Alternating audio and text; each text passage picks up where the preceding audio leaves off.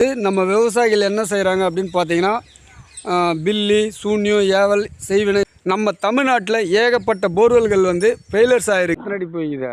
540 போயிட்டு இருக்குண்ணா. இல்லை தண்ணி எதுவும் இல்லைண்ணா. நான் பாறை ஒரே பாறையாக போயிட்டு இருக்கேன். புதுசாக இப்போ ஓடிட்டு இருக்குதுல்ல, அந்த மண்ணை வந்து அழைக்காமல் ஒரு போட்டோ, அதையே அழைச்சி ஒரு போட்டோ, 2 போட்டோ எடுக்கணும். ஆமாம், அமுச்சு விட்டுருக்கேன் பாருங்க. பார்த்தேன். இது பார்க்கும்போது சுண்ணாம்பு தன்மை கொஞ்சம் அதிகமாக தான் இருக்குது. ஆனால் எப்படி பார்த்தாலும் இந்த மாதிரி இடத்துல ஒரு 1.5 இன்ச்சாவது விழுந்து போயிடும். இங்கேயுமே ஒரு 2 கேப் நல்ல கேப்பாக இருக்கும். கொஞ்சம் எல்லாம் பெருங்காலம். கொஞ்சம் 3 முன்ன கொஞ்சம் முன்ன பொண்ணு இருக்குங்க. ஆனால் இந்த பாறை இருக்கிற இடத்துல வந்து ஓடி முடியும் போது நமக்கு ஒரு கேப் விழுதுறன்னா ரொம்ப இமாலய கேப்பெல்லாம் வெய்யாது. கடினமான சுண்ணாம்பு வகை. அப்போ என்ன ஆகுன்னா, அதிகமாக தண்ணிகளை வந்து அதுவே உறிஞ்சி குடிக்கக்கூடிய மாதிரி ஒரு அமைப்பு வந்து அந்த மாவுங்களில் இருக்கும். ஆமாம். ஒருவேளை நமக்கு பிளாக் வெல்ல ஆரம்பிச்சிருச்சு அப்படின்னா இது முடிஞ்சு அங்கே கொஞ்சம் நல்லா கொடுக்கும். என்ன இருந்தாலும் இது ஆக்கிரமிப்பு இருக்கிற இடத்துல குறைவான தண்ணி கிடைக்கும். அண்ணா பிரதர் எத்தனை அடி போயிருக்கு? 600ல தண்ணி இருக்கு. பிரதர் என்ன ஆச்சு போர்வெல் நேற்று சாயங்காலம் ஓடுந்து? தண்ணி ஒரு 2 இன்ச் பக்கமாக இருக்குன்னா, அது வந்து அந்த சுண்ணாம்பு பாறைனால தண்ணி கொஞ்சம் மேலே ஓட ஓட எடுத்து ஆழ ஓட ஓட தண்ணி கொஞ்சம் கம்மியாக தான் ஆயிடுச்சுங்க.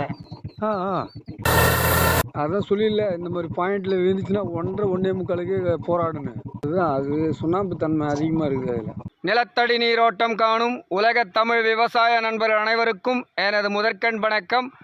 நாராயணபுரத்திலிருந்து வாட்டர் டிவைனர் ஏழுமலை உங்கள் தோட்டம் உங்கள் தண்ணீர் சேனல் மூலம் உங்களை சந்திப்பதில் பெருமிதம் கொள்கிறேன். இன்றைக்கி நாம் இந்த வீடியோவில் பார்க்க போகிற விஷயம் என்ன அப்படின்னு பார்த்தோம்னா, நம்ம தமிழ் விவசாயிகள் வந்து ஒரு போர்வெல் ஓட்டிகிட்டு இருக்கும்போது அந்த போர்வெல்லில் நிறைய தண்ணீர் வந்துச்சு. ஆனால் அது திடீர்னு காணாமல் போயிடுச்சு. அதுக்கு என்னவா காரணம் இருக்குதுன்னு சொல்லிட்டு ஒரு சில காரணங்களை முன் வச்சு குழம்புறதும் பழப்புறதும் பார்த்துருப்போம். அந்த காரணம் என்ன அப்படின்னு பார்த்தீங்கன்னா, பில்லி, சூன்யம், ஏவல் இந்த மாதிரி செய்வினைகள் ஏதாவது வச்சுருப்பாங்களோ, அதனால தான் நம்ம போர்வெல்லில் வந்த தண்ணி திடீர்னு காணாமல் போயிடுச்சோ, அல்லது வரமட்டத்தில் ஏதாச்சும் போயிட்டுருக்குமோ அப்படின்னு சொல்லிட்டு குழம்புறதையும் பயப்புறத்தையும் நம்ம பார்த்துருப்போம். இப்படி ஒரு போர்வெல்லில் நிறைய தண்ணீர் வந்து திடீர்னு அது காணாமல் போயிடுச்சுன்னா அதுக்கு வந்து ஏகப்பட்ட காரணங்கள் இருக்குது. அதில் ஒரு காரணம் தான் இன்றைக்கி நம்ம இந்த பதிவில் பார்க்க போகிறோம். அதுக்காக வந்து ஒரு இடத்துல வந்து ஒரு டிவைனர் வந்து போர்வெல் ஓட்டிகிட்ருக்கிறாரு. அவரோட நான் தொடர்பு கொண்டு பேசும்போது அங்கே என்ன நடந்துச்சு அப்படிங்கிற ஒரு அடையாளத்தையும் ஒரு ஆதாரத்தையும் தான் உங்கள் மத்தியில் வந்து நான் முன்வைக்கிறேன். அதனால் இந்த வீடியோவை கடைசி வரைக்கும் ஸ்கிப் பண்ணாமல் பாருங்கள். ரொம்பவே பயனுள்ள தகவல். அதுக்கு முன்னாடி இப்போ தான் நம்ம சேனலை ஃபஸ்ட் டைம் நீங்கள் பார்க்குறீங்க அப்படின்னா மறக்காமல் கீழே இருக்கிற ரெட் கலர் பட்டனை சப்ஸ்கிரைப் பண்ணிங்க. அப்படியே பக்கத்தில் இருக்கிற பெல் பட்டனை ப்ரெஸ் பண்ணிட்டீங்கன்னா நம்ம சேனலில் போடக்கூடிய புதிய புதிய வீடியோக்கள் உடனுக்குடன் உங்களுக்கு நோட்டிஃபிகேஷன் வந்துடும். வாங்க வீடியோக்குள்ளே போகலாம். எந்த இடத்துல ஓட்டுறீங்க?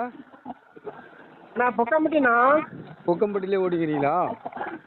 பொக்கம்பட்டியில் ஓடிட்டுருக்கேன். அதான் நீங்கள் சொன்னாங்களே நைட் நேரத்தில். ஆமாங்க ஆமாங்க. எத்தனை அடி போய்க்குதா? நான்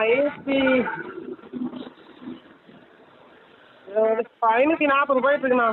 தண்ணி எவ்வளோ கிடச்சிக்குது இது வரைக்கும்? இல்லை தண்ணி எதுவும் இல்லை. நான் எம்டி தான் தான் போயிட்டு இருக்கேன். இன்னும் வீலையா? என்ன தண்ணி விழுங்க. எம்டி கேப் தானே விழுந்துச்சா? எம்டி கேப் மேலே விழுந்துச்சுண்ணா. எத்தனை அடியில்? 140 ஒன்று 100 அடின்னு சொன்னாங்க. 2 கேப் விழுந்துச்சு. நானும் வீட்டுக்கு போயிருந்தேன். 100 அடியில் ஒன்று 140 ஒன்றா? ஆமாண்ணா. பாறை ஒரே பாறையாக போயிட்டு இருக்கேன். அப்படிங்களா? ஆமாண்ணா. வேறு எதுனா கேப் விழுந்ததை கேட்டிங்களா? இல்லை வேறு எதுவும் கேப் ஒன்றும் இல்லை. 3 கேப் மொத்தம் 3 கேப் விழுந்துன்னு சொன்னார். இன்னொரு கேப் எதுவும் எத்தனை விழுந்து தெரியல. யார் ட்ரில்லர் சொன்னாரா? யார் சொன்னது? டில்லர்ண்ணா டில்லரு. இது அவர் பக்கத்தில் இருக்கிறாரா? இருக்காருண்ணா. கொடுக்குறீங்களா? கொடுக்குறாருங்க.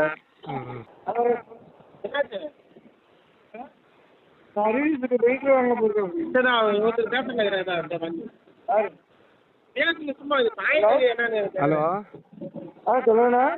சார், இந்த பாயிண்டில் வந்து ஏற்கனவே எம்டி கேப் எதனா விழுந்ததா சார்?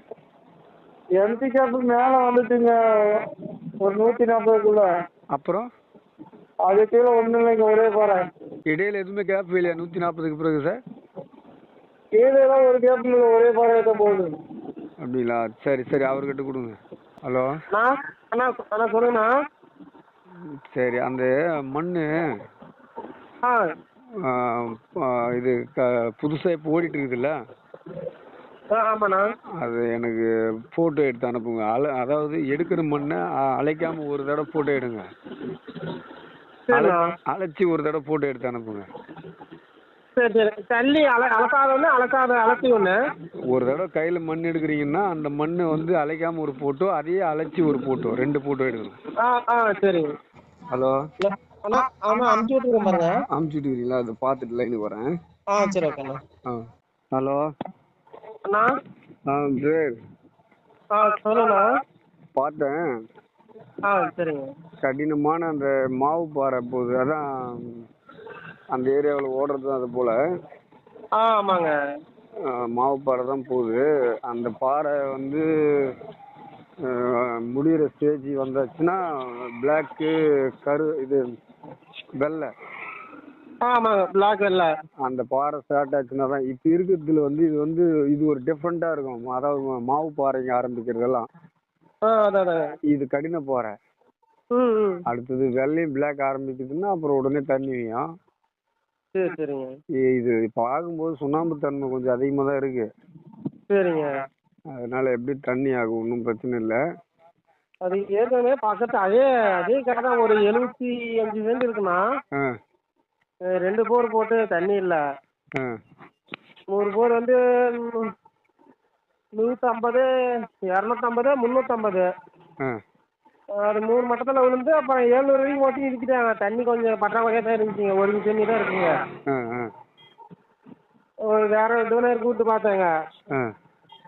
அப்புறம் வந்து பார்க்கணும், பாயிண்ட் ஒதுங்கி போயிடுச்சுங்க ஒரு 3க்கு மட்டும். வந்து பார்த்தா சரி ஓட்டாவையும் சரி அப்புறம் இருக்கிறது போகுதுன்னா அப்புறம் பார்த்துட்டு ஓட்டிக்கலான்ட்டு கழட்டி வச்சுங்க.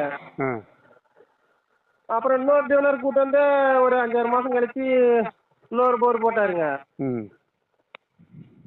அது 900 அடியில் போய் தான் ஒரு மட்டம் டச் ஆச்சுங்க. எம்டி காலாக போச்சுங்க 900 அடியில் போய். அது வரைக்கும் ஒரே பாறையாக போய் தான் போயிட்டு இருக்குங்க. இப்போ இந்த பாறையும் டேஞ்சரஸான பாறை தான். ஆனால் இது அவ்வளோ சுண்ணாம்பு தன்மை இருக்கிறதுனால கீழே போயிட்டு இது போகிற வரைக்கும் கேப் எல்லாம் எதிர்பார்க்க முடியாது. அதாங்க. இது முடிகிற ஸ்டேஜ் வந்துச்சுன்னா தான் சரி. இது மாதிரி இடத்துலையும் முடிஞ்சு தண்ணி கிடைக்கும். அந்த இடத்துல வேற ஏதாவது அதுக்கான ஆதாரம் இருக்குதா? தண்ணி கிடைச்சதுக்கான ஆதாரம் அதாவது இதே பாறை மாதிரி ஓடி தண்ணி கிடைச்சிருந்ததுன்னா கேட்குறேன். ஆற தெரியலீங்களா? அவரு காட்டுக்காருன்னு தெரியல, அவருக்கும் தெரியாது. பக்கத்துல போட்டிருக்காங்க 550, 650 தண்ணி, சரியான தண்ணிங்க. இவர் காட்டை தாண்டி ஒடியாமூல பக்கம் ஒரு 800 அடி போட்டு தண்ணி நல்ல தண்ணிங்க. 800, 850 அடி. அது வரைக்கும் ஒரே புகையா போயிடுச்சுங்க. இதுவும் அந்த மாதிரி டெப்த்தில் போகிறது தான்.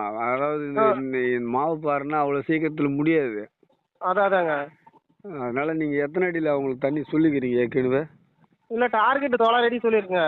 900 அடிங்களா? 900 அடி ஃபைனல் சொல்லியிருக்கேன். அப்போ பயப்படாதீங்க, பார்த்துடலாம். இல்லை, இவரும் பாட்டி ஒன்றும் பிரச்சனை இல்லை, ஆழம் ஓட்டுறது ஒன்றும் பிரச்சனை இல்லை, ஓட்டிக்கலாம்னு சொல்லியிருக்காரு. மேல் மாட்டம் தண்ணி வேணா, கீழ் மாட்டில் தான் தண்ணி வேணும் அப்படின்னு சொல்லியிருக்காங்க. மேல் மட்டம் இங்கே வேறுது. இந்த மாதிரி பாறை இருக்கும்போது மேல் மட்டம் வேயாது. அதான். இது முடிகிற ஸ்டேஜ்ன்றது வந்து பெரும் பாறைகளாக இருக்கும். அதிக ஆழங்களை ஓட்டுறது பாறைகளாக இருக்கும். இந்த மாதிரி பாறை வந்து தண்ணி கிடைக்கிறது உண்டு. ஆனால் இதிலிருந்து அந்த கல் பாருங்க எப்படி இருக்குது. இதுதான் மாவு மாதிரி போகும். இது ஒரு மாவு கல். அது ஸ்ட்ராங்காக பொறுமையாக ஓடும் ராடு கூட. ஆமாம்மா, லாடு மொல்ல தான் போகுது. கல் வேணா சிச்சு கொஞ்சம் அடிக்குதுங்க. ஆனால் மாவாக தான் போகுது. கல் அடிக்குது. அதே சமயம் லைட்டா மணல் மாதிரி இருக்கு. எல்லாமே இல்ல, மண்ணுல வந்து சுண்ணாம்பு தன்மையும் தெரியுது. அதான். ஆனா எப்படி பார்த்தாலும் இந்த மாதிரி இடத்துல ஒரு 1.5 இன்ச்சாவது விழுந்து போயிடும். சரி. ஆனா இந்த பாறை இருக்கிற இடத்துல வந்து ஓடி முடியும் போது நமக்கு ஒரு கேப் விழுதுறன்னா ரொம்ப இமாலய கேப் எல்லாம் வெய்யாது. அதான். மீடியமான தண்ணி தான் எதிர்பார்க்க முடியும். சரி. நேற்று ஓட்டினீங்க பார்த்தீங்களா? ஆமாங்க. அந்த போர்வெல்லை விட இந்த போர்வெல்லுங்கெல்லாம் வந்து கொஞ்சம் டம்மியாக தான் இருக்கானா. இது கொஞ்சம் கம்மியாக வருங்கிறீங்களா? ஆமாம், விழுந்து ஏதோ ஒரு 1 இன்ச் தண்ணியாவது கொடுத்துருவானா. சரி.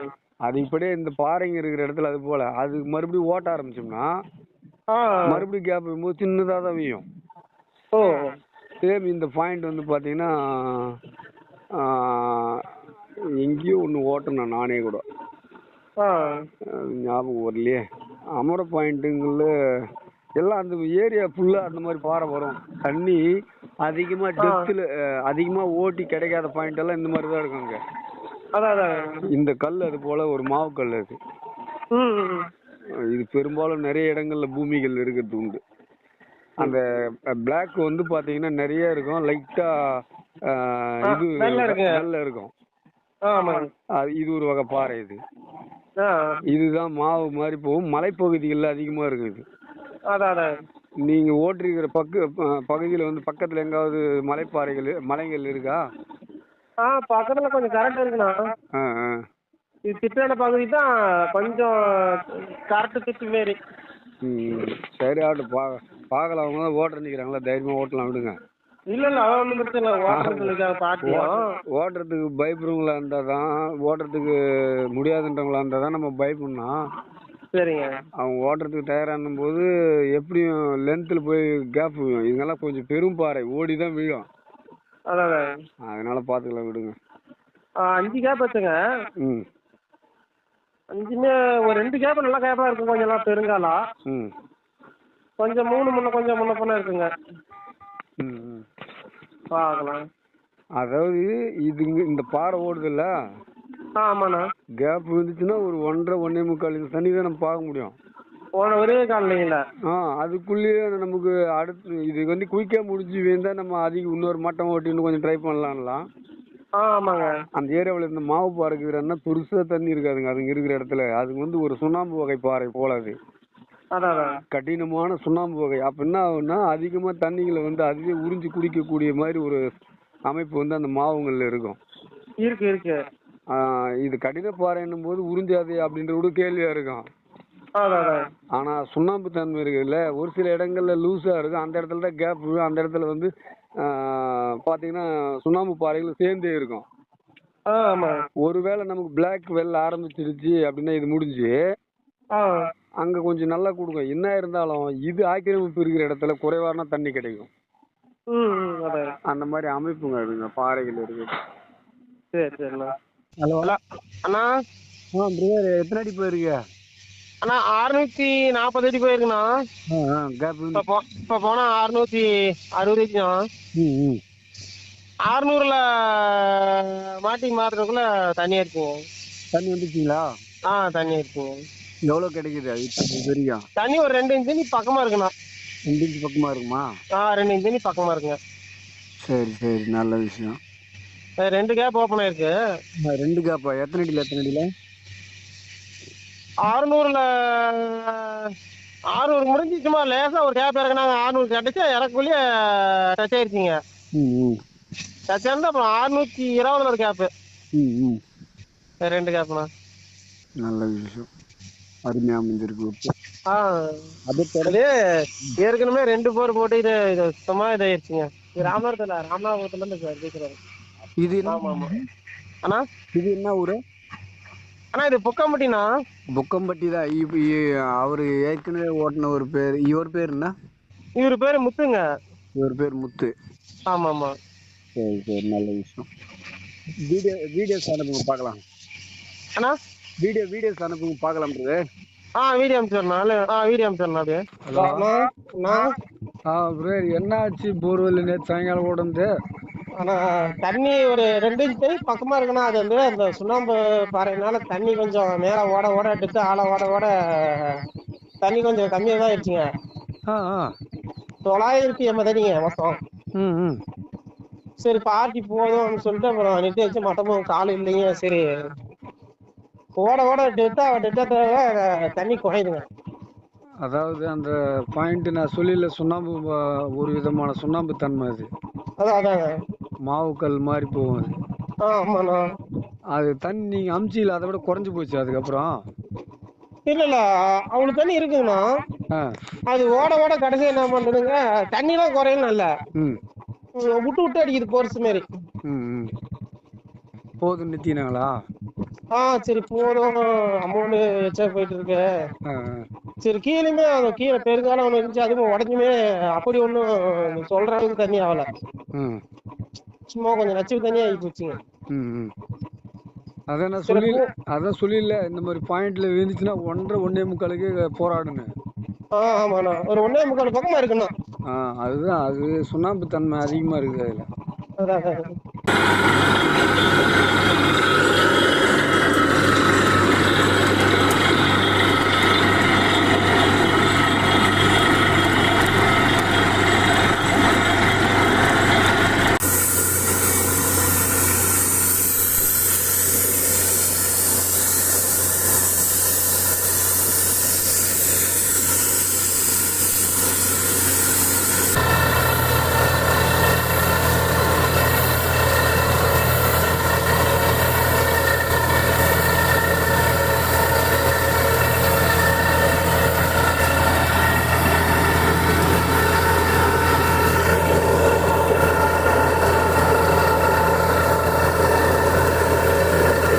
என்ன ஃப்ரெண்ட்ஸ், வீடியோவை பார்த்தீங்களா?